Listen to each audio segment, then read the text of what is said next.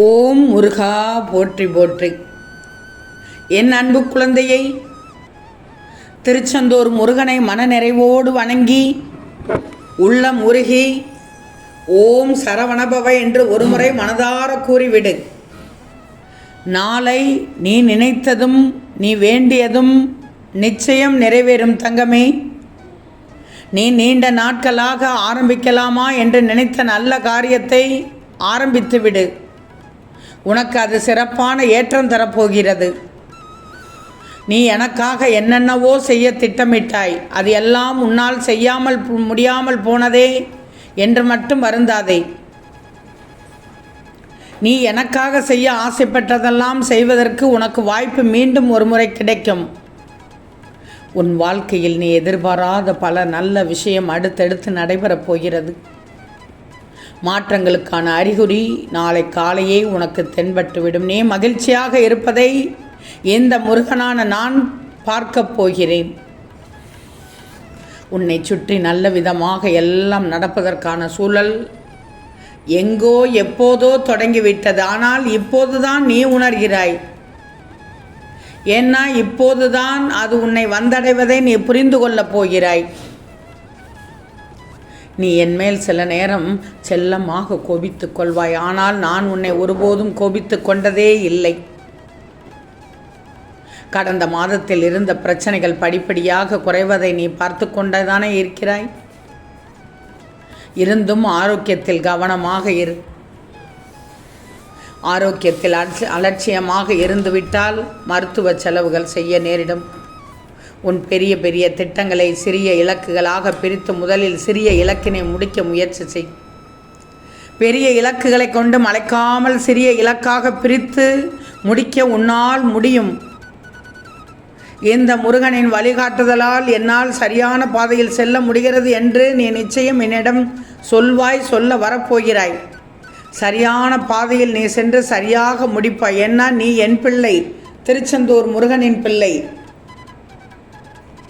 நீண்ட நாட்களாக நீ கேட்ட முக்கியமான வேண்டுதல் நாளை காலை நிறைவேறப் போகிறது. அதற்கான காலம் பிறந்து விட்டது.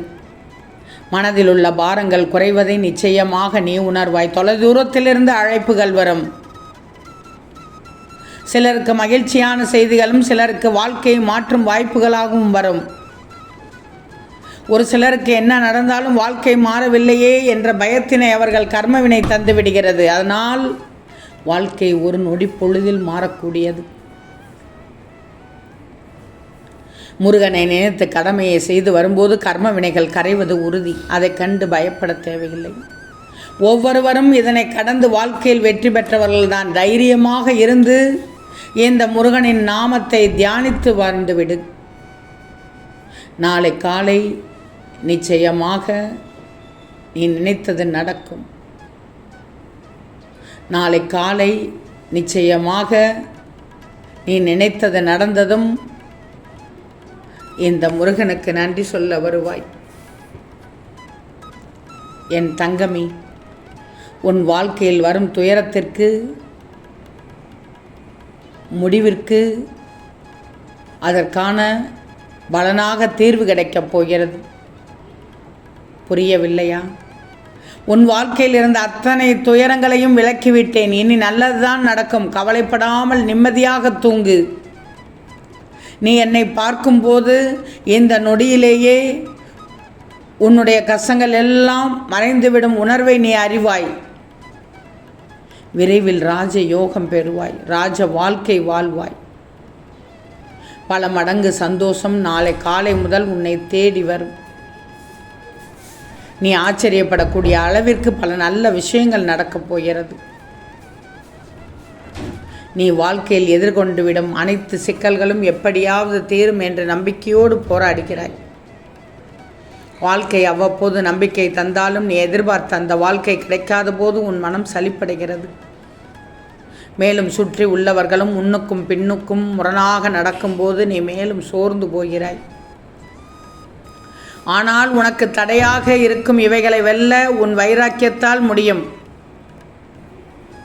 என்னை நீ நினைத்தும் உனக்கு என்னால் எல்லாம் தர முடியும் என்றாலும் நீ தியானத்தின் மூலம் அதை பெற்றால் தக்க வச்சுக்கோ. முருகன் அருளால் எனக்கு எப்போது தேவையோ அப்போது அந்த சக்தியை பெறுகிறேன் என்று மட்டும் சொல்லிவிடு. சக்தி பெற்று விடுவாய். சிறு வயதிலிருந்து உன் மனதில் பதிந்த கஷ்டங்களால் எதிர்காலம் பற்றிய பயம் எப்போதும் உனக்குள் ஓடிக்கொண்டிருக்கிறது. உண்மைதானே? உன் வாழ்க்கையை மாற்றும் சக்தி உன்னிடம் இருந்தாலும் இந்த பயத்தால் தான் உன்னை தொடர விட மாட்டேங்கிறது. எதுவுமே இந்த பயம் மட்டும் தொடர்ந்து கொண்டிருக்கிறது. ஆனால் உன் எதிர்காலம் சிறப்பான ஒன்றாக நிச்சயமாக இருக்கப் போகிறது. அதை என்னால் பார்க்க முடியும். உன்னால் அதை உணர முடியாமல் போக பயம் மட்டும்தான் காரணமாக இருக்கிறது. அங்கு அஞ்சாதே. நல்லவர்களுக்கு வரும் சோதனை எல்லாம் அவர்கள் எதிர்காலத்திற்காக பலப்படுத்தி வெற்றி பெற வைப்பதற்காகத்தான். நீ நிச்சயமாக வெற்றி பெறுவாய். உன்னை தேடி உன் இல்லம் வந்து இப்போது சொல்லிக் கொண்டிருக்கிறேன். நான் வந்த வேளையில் உனக்கு ஞானம், ஆரோக்கியம், செல்வம் என அனைத்து செல்வத்தையும் அள்ளி அள்ளி தரப்போகிறேன். முருகனை கையெடுத்து கும்பிடுபவன் ஒரு பொழுதும் அனாதையாக வாழ்வதில்லை. அவனுக்கு முன்பும் பின்பும் வலதுபுறமும் இடதுபுறமும் கையில் வேலோடு முருகப்பெருமான் எப்போதும் காவலாக இருப்பார். நடக்கப் போவதை பார்த்து வியக்கப் போகிறாய். தைரியமாக இரு. நீ ஜொலிக்கப் போகிறாய். நம்பிக்கையோடு இரு. முன்னேற்றம் வேகம் எடுக்கும்போது முடிவுகளை கொஞ்சம் அவசரப்படாமல் நிதானம் எடுக்க வேண்டியது அவசியம். எல்லாம் சரியாக செல்கிறது, நான் என்ன செய்தாலும் சரியாக இருக்கும் என்று அவசரமாக முடிவு எடுக்காமல் சரியாக செல்லும் போதும் நிதானமாக செயல்படணும். உன்னை ஒரு பாதுகாப்பு வளையத்திற்குள் நான் எப்போதும் கொண்டு செல்வது உன் முன்னேற்றத்தை தடுக்க அல்ல, உன்னை வழி தவறாமல் காக்க. நான் அதை செய்கிறேன். முருகன் அருளால் நாளுக்கு நாள் நேர்மறை சக்தி என்னுள் அதிகரிக்கிறது. முருகா என்று என்னிடம் நிச்சயம் நீ சொல்ல வருவாய். உன்னை சிலர் ஒதுக்கிறார்களா? கவலைப்படாதே. உன்னை சிலர் ஒதுக்கும்போது அதை கண்டு துன்பப்படக்கூடாது. அவர்களால் உன் வாழ்க்கையில் வரப்போகும் துன்பத்தை விட அவர்கள் ஒதுக்குவதால் உன் வாழ்க்கையில் வந்த துன்பம் குறைவுதான். தேவையற்ற விஷயங்களில் நீ மாட்டிக்கொள்ள வேண்டாம் என்று உன்னை ஒதுக்கி நான் என்ன நினைத்து தியானிக்க வாய்ப்பை கொடுப்பேன். ஆனாலும் நீ இந்த முருகனை தியானிக்க மறந்து துன்பத்தையே தியானிக்கிறாய்.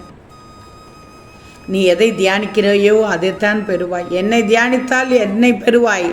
துன்பத்தை தியானித்து அதை பெறுவதை விட என்னை தியானித்து என்னை பெறும்போது எந்த துன்பமும் வராது என்பதை நீயே அறிவாய், உணர்வாய்.